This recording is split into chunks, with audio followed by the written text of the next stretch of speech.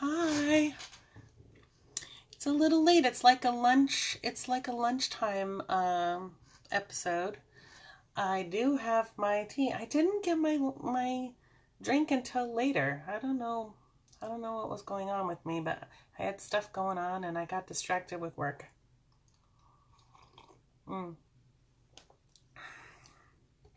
It's delicious. All right, let's do a song. He might be a little high. That's right. He has shown me. There's an echo. So I'm going to do both parts because I'm alone. He has shown me. Oh man, what is good and what the Lord requires of thee. He has shown me. Oh man, what is good and what the Lord requires of me. But to act justly, and to love mercy, and to walk humbly with thy God. Good morning.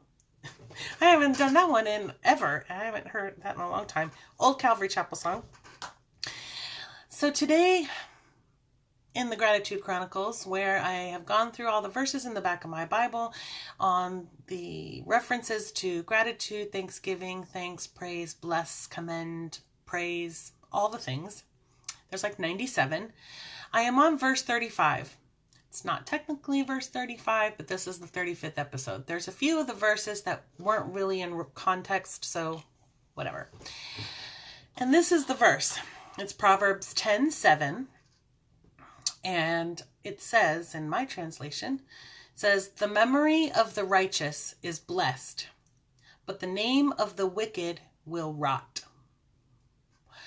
I had to actually chew on that a little bit because I was like, what do you mean, like the memory of the righteous is blessed? And this is what God brought to mind.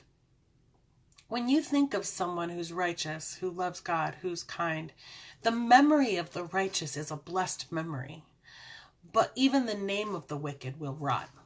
Think of an example like, like Hitler. Sorry, I've got something in my eye. Like the name of the wicked will rot. Anyway, it was good. So, as I was reading through chapter 10, the whole chapter is basically like righteous and wise living versus wicked and foolish living. And when I was going through it, it was I broke it up into a couple of things, right?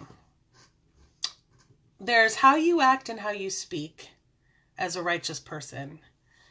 And there's the promises and life, that the righteous person gets or that it talks about. And then there's how you act and speak and the outcome for wicked living. And so some of the things I wrote down were that the righteous person they're a blessing to their parents. The wicked person they also call them fools, wicked. There's wicked references to wickedness and foolishness and evil. And the wicked is the fool is like a curse or a burden to their parents. And the righteous work diligently with their hands. The wicked and the fool is lazy in that aspect. The righteous and the wise, people remember them and remember who they are as a blessing. And the righteous speak life, right? Like it says that the righteous people, there were multiple places where it talked about the righteous and speaking life, which is just really interesting. There were multiple times that it said that out of their mouth, out of their lips comes life. And there were multiple places it referenced that the righteous speak wisdom, blessing, knowledge out of their mouth, right? And they're careful with their words. And the fool has no regard for their words. They just say whatever comes to their mind. The righteous don't go hungry. Now, I don't think I think that means they don't go hungry. But I also think that's like on a spiritual hunger. You know, God said he's the bread of life and the living water. And anyone who comes to him for that will never be thirsty again. And I think the righteous and the wise go to God for those things, and they don't hunger and they don't thirst for things after the world anymore because God fills those places in them. That the righteous have a strong foundation and they can't be shaken by the world. The wind doesn't just blow them all over the place when trials come like the wicked do. And some of the promises are long life. There are multiple places where it references the righteous having a long life. It's just very interesting. And I think that, you know, God knows the number of days that you have. And I think that is a reference to not just long life, but it can also mean a lot of life in the amount of years that God gives you. Because only God knows the time that he is going to take you home. But it promises long life. And I think that means a lot of life in the years that God gives you. And it could mean long years. I don't know. But that's what it says. It talks about the righteous and the wise have wealth. I'm going to reference this here. It's not just talking about like money, you know, because it says that the wealth keeps them from trouble and that poverty and poor are a setup for misfortune, you know, but what it is meaning here is not just like being righteous and wise gives you money or something, but I think that means a wealth of all kinds of aspects. Being wise as a good steward in what God has given you, having a wealth of kindness and a wealth of peace regardless of your circumstances, and a wealth of opportunity in your life, and a wealth of joy in everything that God's given you now. Like the wealth mindset is about gratitude for who God's made you and all the things that he's given you, and not having a poverty and poor mindset, right? Not money, because Paul talks about being happy and satisfied whether he has a lot or he has a little. But the poor and the poverty mindset, meaning that you're open to all of the attacks of the enemy, because there's a mindset that says, I don't have enough. It never will be enough.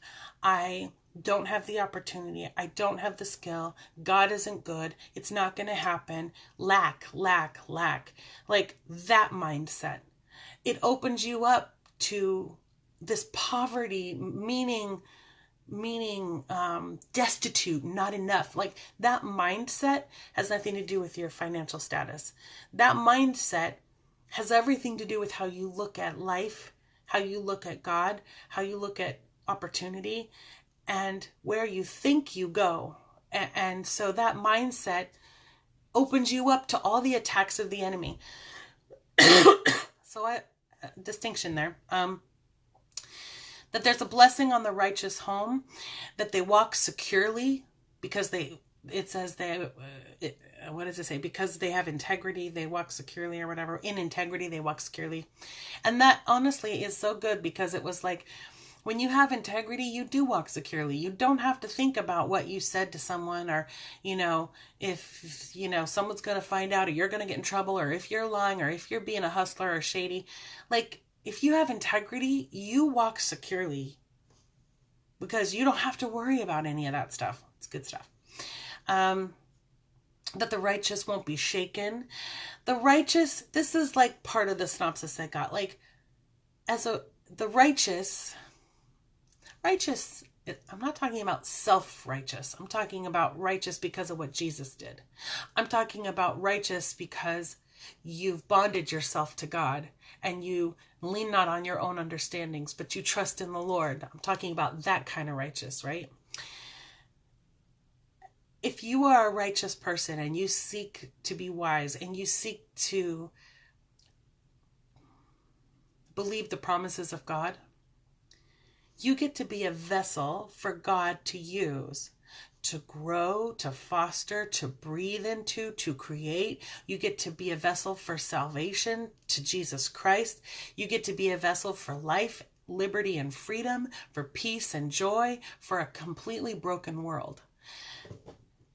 I wrote something also at the end of this. I really think having a wealthy, abundant, there are such stigmas on wealth and abundance and prosperity because of wolves in sheep's clothing that have gone about twisting the word of God for their own financial gain.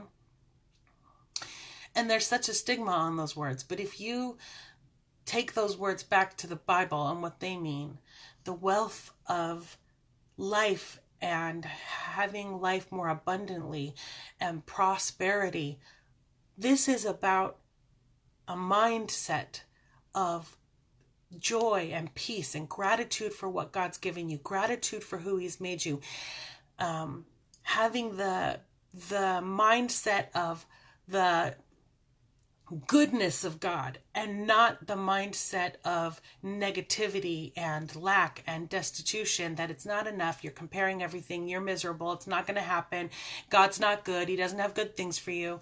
There's a lot of promises in the Bible, and I look at those promises and I think we've stolen the meaning of some of these things and we've made it, or the enemy has, and we have made it bad. But like the last thing I wrote here is, I don't want to give God or myself a back exit or a backdoor exit just in case He's not good or just in case I'm disappointed. I think that's not good, because I think if you're waiting to be happy and blessed when A, B, C and happen, let's say God gives it to you. Okay, well, when the newness of whatever it is you were waiting for is over, then what? Like, there's always going to be things that happen in your life. And it's not to say don't dream. You should dream, create, be excited about those things. But you have to have a wealthy mindset now. I'm happy with who God's made me, the things He's blessed me with. I'm satisfied with I'm grateful for the life He's given me, right?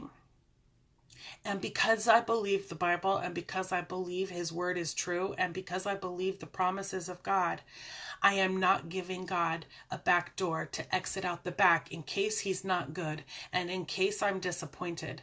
Because whether he says yes or no, I'm happy. And whether He says yes or no, I'm grateful. And whether or not it goes my way or it goes a totally different way, my hope is built on nothing less than Jesus' blood and His righteousness. And it's not built on what the world says. So I'm happy with the things that I have. I'm happy with the home that I have and the job that provides for me. Yes, I want to create more. Yes, I want to do more. But I don't want to give God an exit just in case He's not good to me.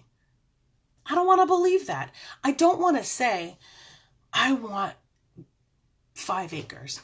Okay, I do. I want a 5-acre farm. I mean, maybe not a farm. I don't know. I want 5 acres. I just do. I have an acre and I love my home. But I have a dream in my mind about a single-story ranch home on 5 acres, and we rescue all our fur babies. We have a couple tripods, and I just have a dream in my mind about it. I don't want to give God an exit that, well, He may not. I'm going to keep working for that. Guess what? He might not. But that doesn't throw me off and make me go, well, I guess I'll just settle for, you're supposed to be happy with where you are. Yes, but not like Eeyore. I mean, I am happy, but I still believe God wants to do good things for me. I don't want to, SNL, where there's Debbie Downer, they're all talking and it's like, da da da da da, and she's like, but I guess, da da da da da, and it's like, wah wah. I don't want to live that way.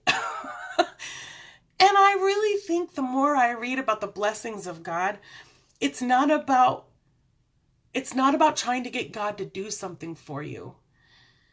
It's about getting to know the creator of the universe who adores you and has an overflow of that love, enjoying the life that he gives you and allowing him to bless you so that you can bless other people, even through the words you speak, not just through money, but through the words you speak, so that you are not crippled by lies of the enemy and crippled by being paralyzed that God won't be good to you and crippled that you're not supposed to have liberty and freedom and goodness and joy. You're not supposed to do a job that you love or like, these are all dumb.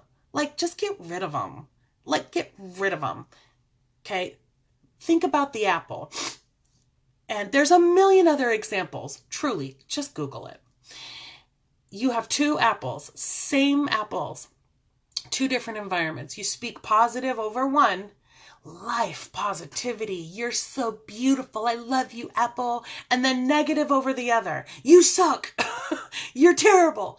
In the same amount of time, when you cut that negative apple open, it is rotten from the inside, and the other one is not. That is simply an apple. It says in the Bible that there is power of life and death in the tongue. And there are so many places in Proverbs that I have been reading so far that talk about from your lips, from your mouth, there's life. From your lips, there's life. Like so many references over and over and over. Because how you speak to yourself affects your health. It affects how you believe. It affects how you think people perceive you. It affects what you think. It affects your opportunities and how you react. You don't have to believe every little negative thought that arrives in your brain. Like, you don't have to grab on to every little thing that pops into your mind. You can out loud say, here's the thing. This is what God says about me. And that's what I believe. Even if you struggle with that, just say it out loud. Your words have power. And there's a peace that passes understanding that only God can give. Living in that peace removes all of the stress of everything else because you believe what God says about you. You believe that he says he'll provide for you. You believe that he has good plans for you. And you're not holding on to the negative thoughts that just in case he's not good, you should just be satisfied in case you don't want to be disappointed. So, well, I hope, but you're setting yourself up to not live in peace and act in joy and take chances and risks because you've already given yourself an out. Anyway, that's what I got from Proverbs 10. But 10:7. But really, when I look at all these things about how the righteous act and speak and live, just reading how they live and how they act and what it says about them makes my insides feel like more relaxed. Because I have a lot of anxiety and depression and I have issues, right? You all know this. But when even I read about the peace, it just reminds me that my hope isn't in my circumstances. Because trials come and go, they're up and down, they're good and bad. But my hope is in Jesus, the lover of my soul, who I'm going to be with for eternity. My hope isn't in these things. Sorry. So I got to go back to work, but I'm really loving this gratitude stuff. I was thinking this morning, I really used to struggle reading my Bible because it's like, I used to be like overwhelmed. Where do I start? Why do I care about that? Not that I don't care, but like, it just felt like a chore. And I used to be like, like when you talk, I need to eat better and exercise or something. And you're like, oh, it's good for me. And I used to be like, I really should read my Bible. I started watching my pastors every morning and stuff. And that was like good for me. But when I got the but when God told me, you don't have to read the Bible that way. Why don't you go through a topic you want to learn about? And I was like, oh my gosh, why don't I go through a topic? It has been so amazing because now I'm going through gratitude and thankfulness and praise, and I'm looking at all the verses, and then I'm reading the chapter around that verse, and it's like, why didn't I do that sooner? Anyway, I have a lot more verses of gratitude, and then I forgot what I wrote down. My next things are faithfulness and something else. But anyway, there's also scientific studies about how gratitude affects your physical health, and I'm going to look at that too. But I just thought, you don't have to read the Bible like cover to cover, or you got to start with John and read chapter 1 and 2, like, so that you can try and find a way that it's applicable for you. Like, what if you want to go through a topic? Start reading the Bible and all the different places it talks about the topic that you want to get stronger in. You could do that. Anyway, I love you. I gotta go. I love you like a crazy person. Please be good to one another, and don't forget that you are one of the one another's. Don't forget to be good to yourself. I love you, and I mean it, Peanut. Mwah.